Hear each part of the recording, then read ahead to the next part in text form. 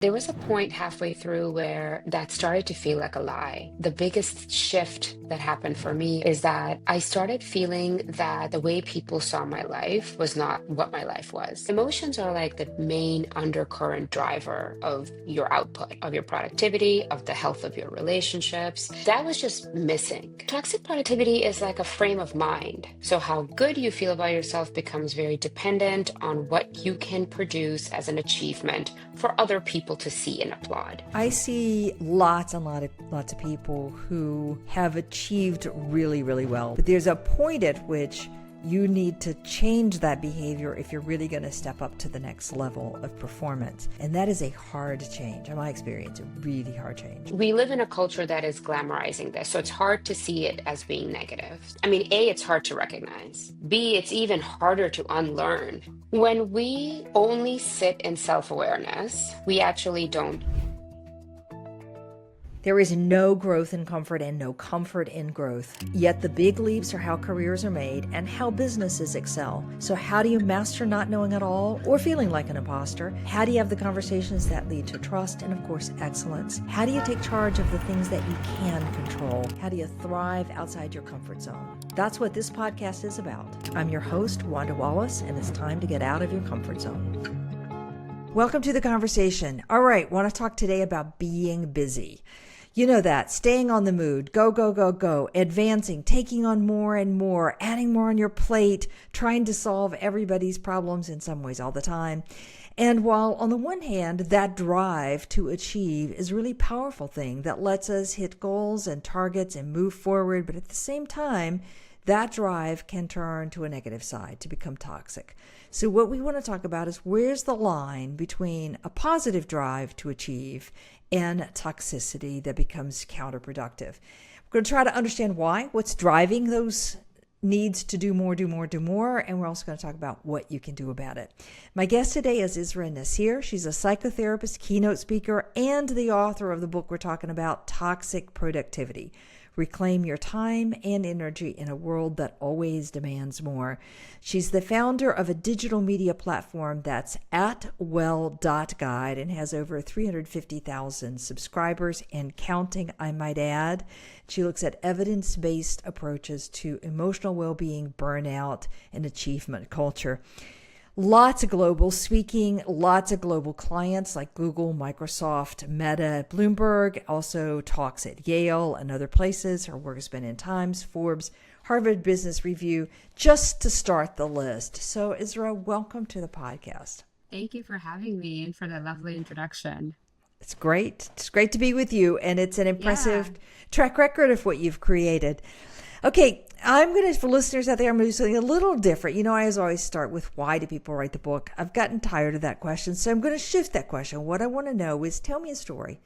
Tell me a story about you and the journey on this book. Anything you want to share with us about you. Yeah, so the story actually is partially responding to the question of why the book happened, but it is like a moment in my life. This is about a couple of years ago, like I want to say like 7, 8 years ago. I had just moved to New York City. I was recently married. I had just gotten a very cool job at a startup. And, I had just turned 30, and all of the check boxes had been marked off for me. And so it just felt like the most like peak of being young. You've worked hard in your 20s, you've gotten everything in, you've gotten the things. And so I was just kind of on this like roller coaster of doing things, saying yes to things, going out.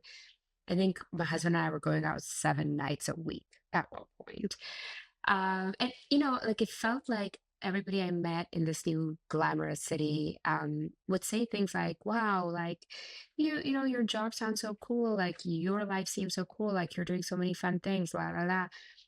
But there was a point halfway through where that started to feel like a lie, and the biggest shift that happened for me in that this moment is that I started feeling that the way people saw my life was not what my life was. And so it kind of made me feel like a fraud. I felt very like uncomfortable. I was like, I just felt very lost and disconnected. And I didn't understand why, because I felt like I had done everything, I was doing all the things, but there was this disconnect. People were seeing me as happier than I was.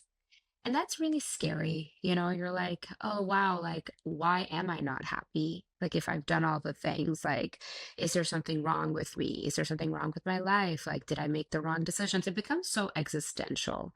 So, like, my 31st year of life was just this, like, absurd existential, like, journey where I was just like reading all these like philosophy books and stuff, and then started more like research oriented stuff to start to understand why I was feeling that disconnect. And my learnings actually brought me to a very interesting moment or insight, which was, I would go to bookstores a lot to just browse the shelves, and that's how I would pick up a lot of interesting books. But when I shifted away from like the philosophy to the psychology piece to understand what was going on with me, I noticed that the books on the self-help section or the personal development section, they're very behavior oriented. Now, I'm a therapist too, so like I could see the foundation of those books. They were all about habit change, behavior change, systems, right? Like if you just change these things in your life, like you will be happier, you will be better, you will be all these things. But I knew that, I mean, A, I had done those changes. B, even with my own clients, I knew that this didn't work. And there was this big gap in the literature about emotions. Like emotions are like it's seen as like a dirty word, especially in the workplace. Like you don't want to be too emotional, like you don't want to have emotions, it's a weakness. But emotions are like the main undercurrent driver of your output, of your productivity, of the health of your relationships, just everything. But that was just missing. And I knew that I was struggling with some emotions that was showing up in like poor habits, especially like not saying no, going out all the time, over committing to things. So that's really kind of like that was like this 1.5 year point of my life where I was doing a lot of like personal research, which led me to my hypothesis of the book. Yeah. Yeah, it can easily feel like all those self-help things become one more item in the to-do list. And I think you write about it that way in some ways in the book. So let me just be clear about this. You've just moved to a city I love, New York City. You've got the apartment, everything's great. You're married. I presume you're still married and happily married and all, that was good, like it should have been good. You have a job, you can pay the bills, you've got enough money to go to the restaurants or the plays or whatever you want. So externally, it looks great. It's just internally, you're not feeling that happy. Yeah. And, even when you list it out like that, it sounds so like, you should feel happy. But I think that, you could do all the external things, but if those things are not necessarily fully value aligned, or that there's a gap in your life where you're not doing things that are reflective of your values or purpose, or like things that genuinely fuel you in a direction, um, it just doesn't feel like it doesn't feel like I guess like the word is good enough, but like it just doesn't feel right. Yeah. Right, right. To me, that seems incredibly normal. So I don't think there's anything strange about that, because I think if there isn't something that is adding meaning, you do be doing 101 things, but it isn't fulfilling because it isn't adding a sense of meaning or a sense of connection or a sense of any number of other things. And you're right to say emotionally there's some disconnect. It's like you're doing check, check, check, check, check, but not really experiencing the moments. Yeah, it's kind of like, I joke that I had like a midlife crisis in my 30s, but the truth is like the quintessential midlife crisis, if you will, is also like a desire to seek authentic values. Like, the way we show it in media, it's like you wake up and you're like, oh my gosh, I'm gonna like divorce my partner and get a car and like whatever. Like you see this like very hyperbolic like version of it. But the truth of it is, like, even in working with clients who are like a little older and they're like, what you could say is like more appropriate for a midlife crisis than a person who just turned 30, um, it's really that same desire. It's the desire for more meaning, for making sure that the time you have on earth is like given to people and things that you actually care about. And then there's like a purpose to it. Right, right. Makes sense. I don't think there's any secret on the when the midlife crisis happens. I think it happens multiple times in lives when you stop and say, "Is this what I want? Is this what I expected?"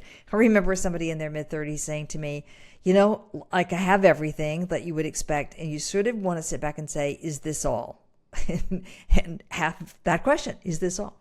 All right. One of the things that I like about the book, apart from this understanding of what gets all of us to a point of saying we're not fulfilled, is this notion of toxic productivity. So, what do you mean by that, and what does it actually look like? Yeah, so toxic productivity is like a frame of mind. It's a framework within which we see the world and our life. And within that framework, there is a very strong connection between how good you feel about yourself, so your self-worth, and your external achievements. So, how good you feel about yourself becomes very dependent on what you can produce as an achievement for other people to see and applaud.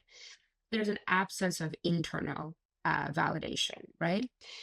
In the framework as well, there is a desire to kind of pursue achievement because it's seen as a vehicle for acceptance and belonging. So somewhere along the way, it usually starts pretty early, but somewhere along the way, you learned the connection that, hey, if I'm good, like if I'm the good student, parents are going to give me a little bit more attention, right? If I do really well in school, like I get a lot of applause at the school assembly. So we started building this connection that we can barter achievement for acceptance and belonging. And that's what kind of like stays within the toxic productivity framework. And the final one is that it's all coming at the expense of your foundational wellness. Now, there's nothing wrong in chasing success and achievement and wanting people to appreciate the work you do. But when it's coming at the expense of skipping food and not eating properly and not sleeping well, not having time to go move your body, ghosting or flaking on your friends, so there's no social health, right? So these three things happen, and then you are now caught in this like spiral.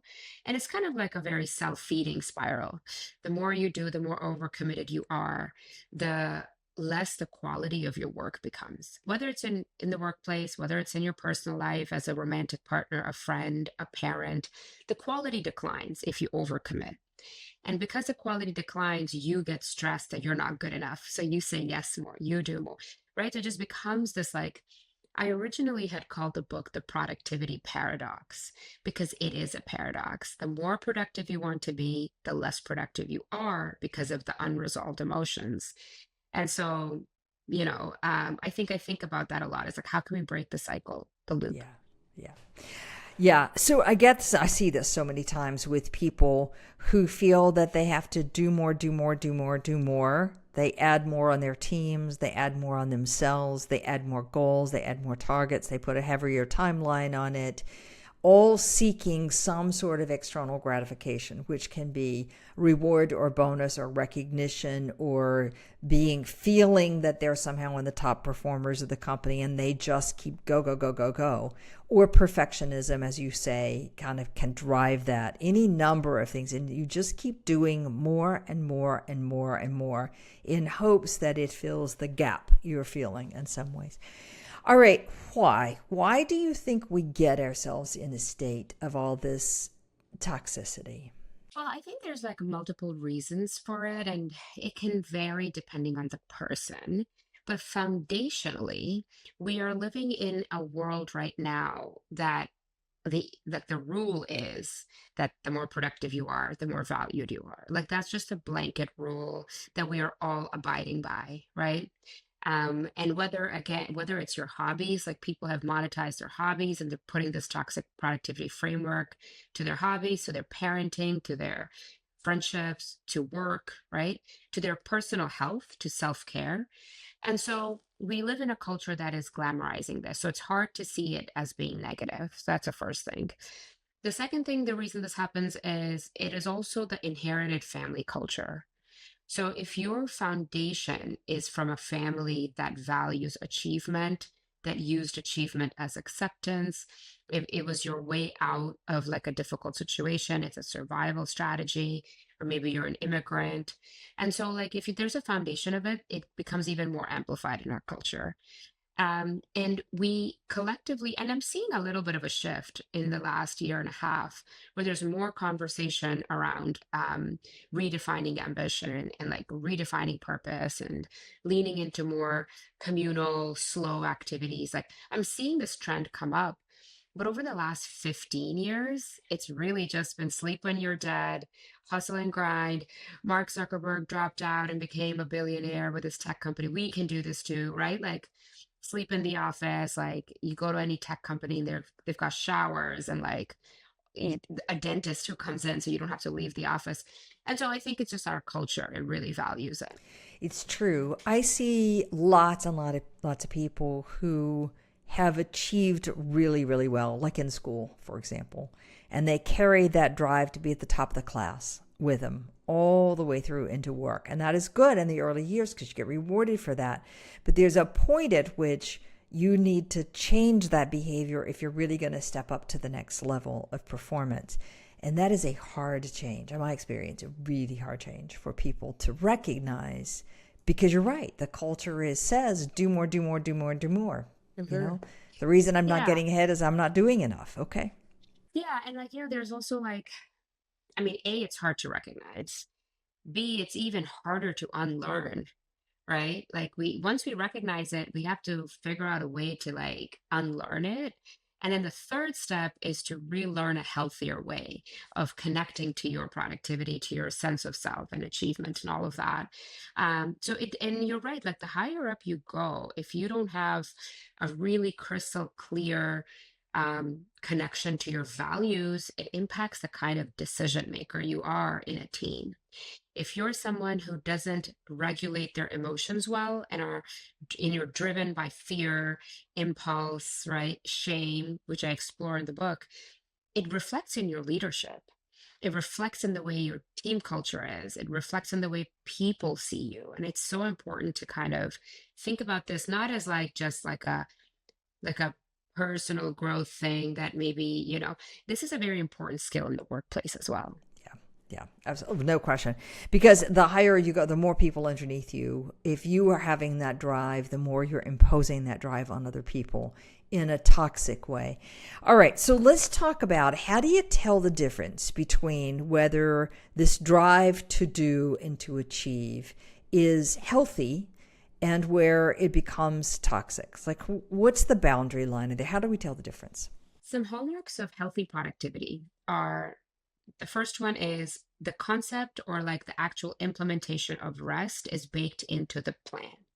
So whatever plan you have for yourself to achieve like XYZ thing, breaks, rest are kind of built into it. It's like a default state. You're not using rest as a reward. Rest is a requirement of your productivity. Like you understand that and you're able to tap into it. That's the first thing. The second is that it is value aligned. This the purpose that you are pursuing, right? I understand things happen in life. You're given a project that is not necessarily value aligned. That's okay. But the broader purpose that we are pursuing in life must be value aligned for it to nourish us, for us to find it meaningful. If it's not aligned, we are going to have a really hard time finding meaning in that. And then we burn out, become disconnected, all those things. So that's another hallmark of healthy productivity, is that it's value aligned. And the last one, I think, is that when we are pursuing, we are able to pivot and adjust. When people are in toxic productivity, they are so outcome oriented that sometimes they cannot see the value of pivoting or adjusting or changing or streamlining, removing things, right? There's not a lot of flexibility in toxic productivity. And healthy productivity is not so outcome aligned, it's also like process oriented, like process aligned. So it shifts and it changes and it adjusts as new information comes up in your life. And that I think is sometimes the single biggest point of distress in people's lives, and often the point at which they come to therapy, is when they are not able to incorporate changing circumstances and adjust the outcome that they were pursuing. that causes so much distress. People resist it. People push against like an immovable fact of life, and it creates a lot of mental friction. Um, and that's a really hard thing to do. Like I fully understand that myself, but it is like really important to consider. Yeah. So circumstances change, situation is different, nothing you are going to do to change that situation. And now your ability to align your process, your approach, pivot, shift, adjust, and move forward in a healthy way. If you can't do that, then there's a massive sign of toxic productivity. Okay? If you don't know what your values are and the majority of work you're doing doesn't sort of address your values in some way, then you're at risk or in the middle of toxic productivity. And if you feel like rest is for the weak or not a requirement to be at your best, or you're willing to suboptimize your rest on a regular basis, then that's probably in the toxic side. Is that a fair summary? That's a really great summary. All right, fair enough. All right, then let's shift to what do we do? So, what's the antidote? And I want to say at the outset, I know you have a different take. You're not going to give me a 7-check behavior list because you don't think that's the answer. So, what is the answer? When we only sit in self awareness, we actually don't heal or grow. And when we only sit in behavior change, we don't heal and grow. So those two things have to happen together. You need to have self awareness and you need to be able to integrate that awareness into your habits. And that's how we make changes. And so some of the things that I suggest are more self awareness oriented, some are more habit change oriented, but you kind of have to meet yourself where you're at and adjust this to your own life, right? So the first thing is, well, when I talk to people about toxic productivity, let's say I have a client or somebody, and I'm like, do you rest? Do you sleep? Whatever, I ask those questions. They're like, I don't have time. I don't have time for a hobby. I don't have time for this. I don't have time for lunch. Of course, I'm just gonna like grab a protein bar on my way to pick up my kids, right? People are busy. That's the biggest piece of self-awareness I want to bring to people is that you cannot change something you don't even know. So getting in the habit of regularly auditing your time and energy, either at a biweekly, basis, a weekly basis, or monthly, but definitely regularly looking your calendar, your commitments, your obligations, what you've said yes to, making sure you have a really good idea of that, but not just to know, but to reflect on. Like at the end of the week, if you look back at your last 2 weeks, for anybody who's listening, right? Look back at your last 2 weeks at your calendar and ask yourself, did I have to do this? Did I feel good before doing it, going into it? Did I feel good after doing it? Right? Sometimes we feel bad before doing something, but after we're like, wow, that was so good. Like working out for me, for example, right? Sometimes you're like, oh God, I agreed to this thing and you're feeling bad. Then you go and you do it and you leave feeling even worse. That's a big indication of a value misalignment. So doing a time energy audit regularly is one thing people can do to start shifting away from toxic productivity into healthy productivity. There's no one singular habit that's going to make the shift. It's really about making small shifts in your mindset and your habits that will move you towards a healthier place. Audit is super important, super helpful. The second thing I always recommend is once you've done these audits and you've become a little comfortable in like recognizing, reflecting, becoming aware of which obligations make you feel what kind of way, I practice something called undercommitting.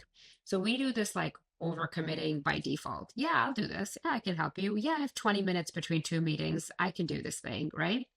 So undercommitting is essentially intentionally giving yourself a limit to how much you can take or how much you can do. What we do is we see that we have 5 hours a week that are free.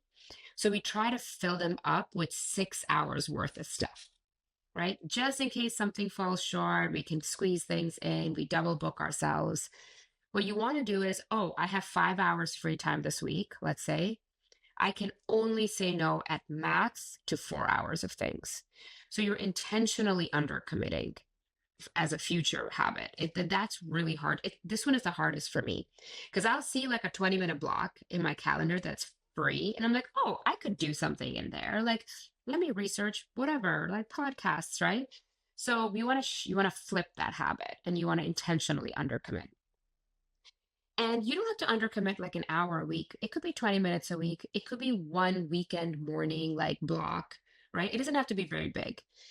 The third thing I think people can do is if you've gotten into this place where you're undercommitting a little bit, you're regularly looking at your calendar, is to tap into a creative hobby. And that's the one I get the most resistance on because people are just like, no way. Like, I don't have time for this. This is like ludicrous. And then I invite them to open their phones and go into their app usage time. And then they will see, and I will see that they are spending 3, 4, 5 hours on their phone, sometimes a day, sometimes a week. So there is time. It's just being like there's a leak. Your time is leaking, your energy is leaking out of because you're not aware of it.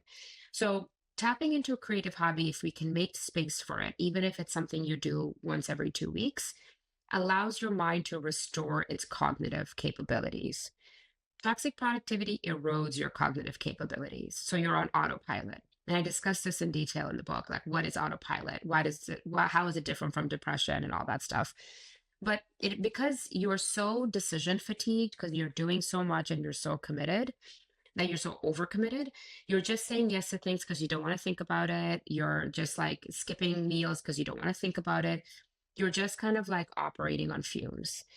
A creative hobby allows you to disconnect from that, like autopilot state, and reconnect with yourself. So it doesn't have to be something that requires a lot of money. You don't even have to leave your house for it.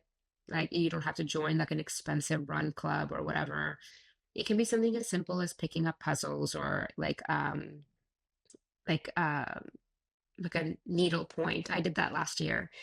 I just learned it on YouTube for fun. And I got like mediocrely bad at it. And I was like, that's where I'm staying. I'm not trying to get better. Right. So I think like a creative hobby, even if it's reading fiction, not nonfiction, is really, really helpful in healing toxic Right. productivity. So, music, dance, drawing, arts, sewing, crafts of any kind, cooking for some people, not always for everybody. Is that a creative hobby? Any variations on that, standing out in nature and just marveling, collecting something from nature and coming back, creating a collage. There's 1,000 ways of doing this, again, that are going to give you a release in your mental space. All right, I want to dig. So, three things you said. I love this notion of auditing. Where is your time and energy really going? So, I think most of us don't quite recognize how much time gets lost in the course of the day and where we're really spending our time. But I love the addition of what's the energy requirement to do this? Is it fulfilling, not fulfilling? Is it draining? What's the energy? And I add to that, what's the impact? Because you feel a whole lot better if you feel like it's having a big impact. So all three of those. And then to intentionally undercommit, don't fill every moment of every day, pick up a creative habit and reflect. All right, now in the book, you also talk about some underpinnings, some psychological underpinnings that I want you to talk about for just a minute, because I think these are so powerful for people. You talk about three big sources, the sense of shame, a sense of perfectionism, and comparing yourself to others. Talk about how those are and why they fuel this toxic productivity. Yeah, I mean, this is a very big question because and it's a good one, right? It's a good one because these three things are so hidden. They mask themselves so well that we actually don't even recognize when we are operating out of shame, when we are operating out of comparison. And so I think like a couple of things I can say about that.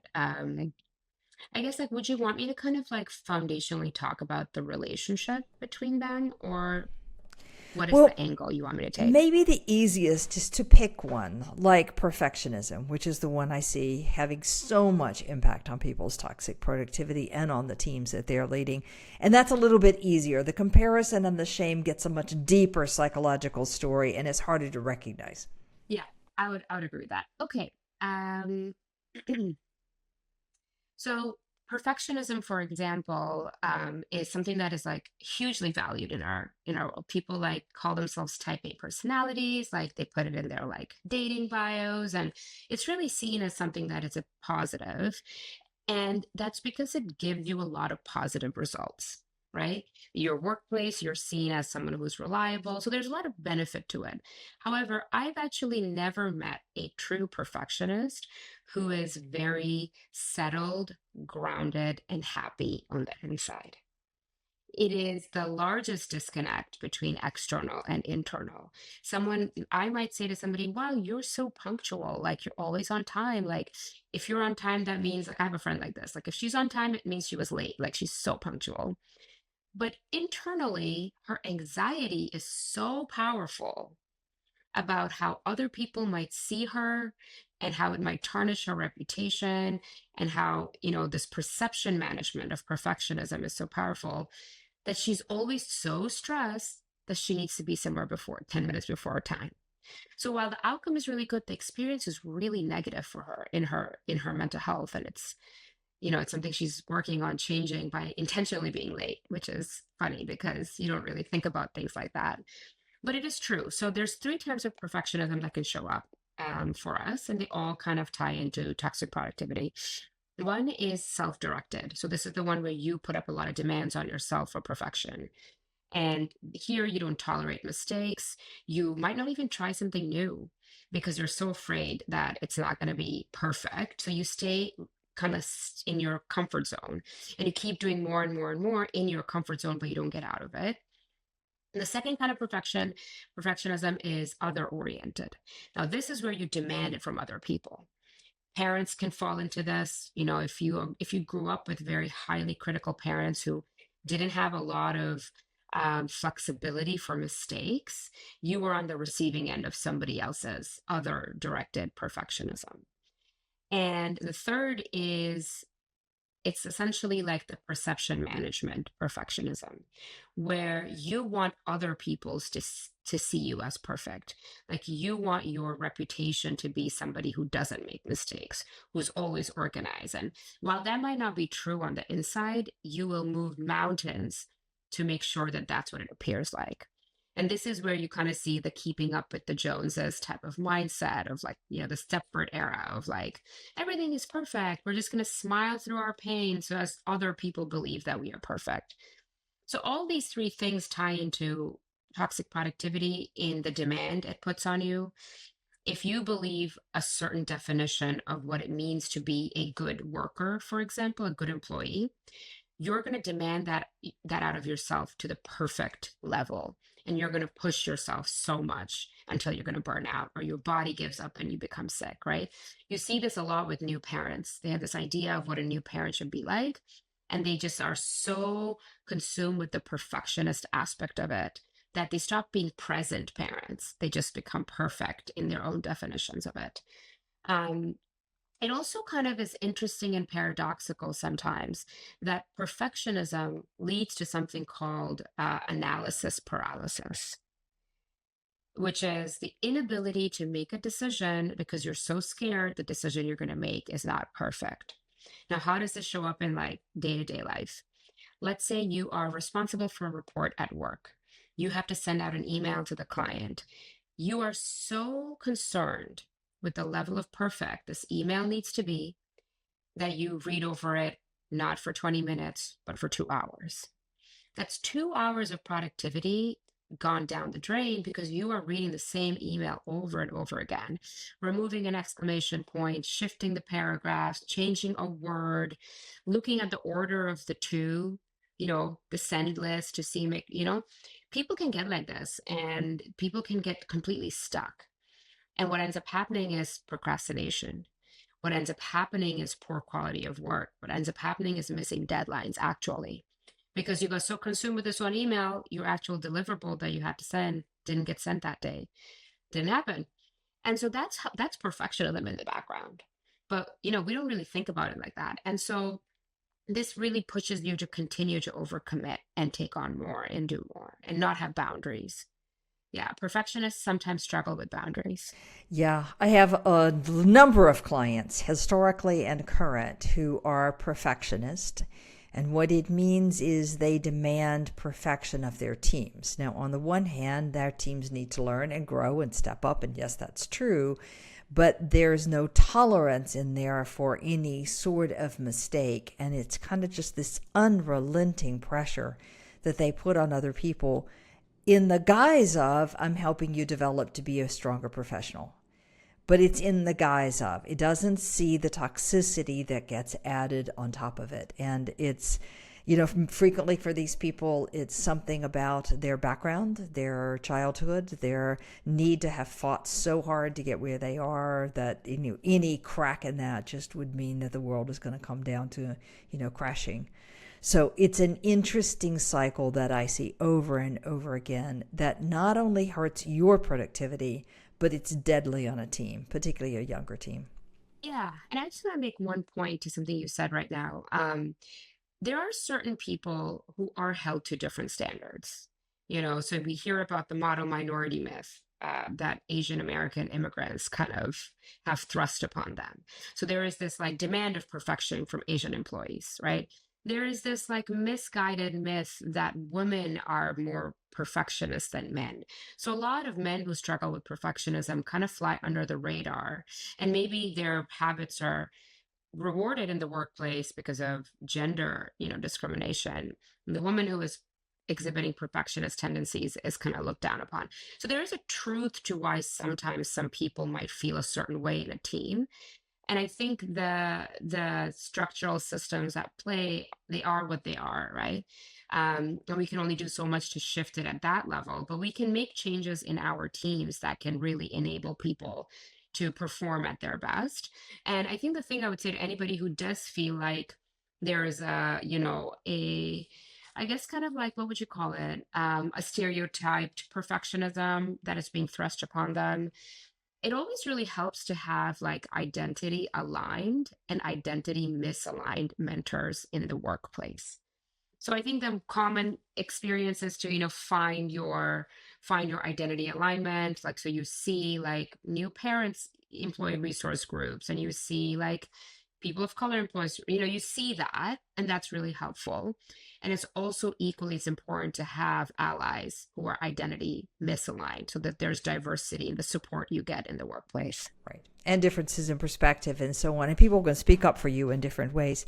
Okay, Israa, this is a fascinating conversation. I love the notion that it's time to talk about productivity not as just more is always better, but more is more for what? How does it align with the values? How does it align with what I really want to achieve? How does it align with the impact I really want to be having? And that we use that as a way of saying, how do I make sure that where I'm putting my time, my effort, my attention is actually on the things that I want my life to have stood for at the end of the day? Now, granted, we all do things we don't love. I get that. But we don't want to do them 99% of the time for some external goal that isn't really satisfying our internal need. So I just think it's an important distinction. And I love the distinction because, just to quietly quit means I kind of give up. That doesn't seem taking responsibility, accountability for yourself. Neither does just doing. Neither does, pushing back on everything and saying no to everything. So I really like this notion of recognizing what is toxic for you. And then what are you going to do to recognize both its source and then to take action on it? So fabulous book. Again, my guest today is Israa Nasir. The book is Toxic Productivity, Reclaim Your Time and Energy in a World That Always Demands More. Israa, if people wanted to find you, where should they reach out to you? The best place is my website, israanasir.com. That's ISRAANASIR.com. And the second best place is my Instagram account. I'm very active there as well. And that is well.guide on Instagram. Well.guide. Okay, I love it. Thanks for joining us. What a fabulous conversation. Thank you so much for having me. It's a pleasure. And join us next week for another episode in Getting Out of Your Comfort Zone. You can also watch this conversation, if you'd like, on YouTube at Out of the Comfort Pod. And we'll see you next week.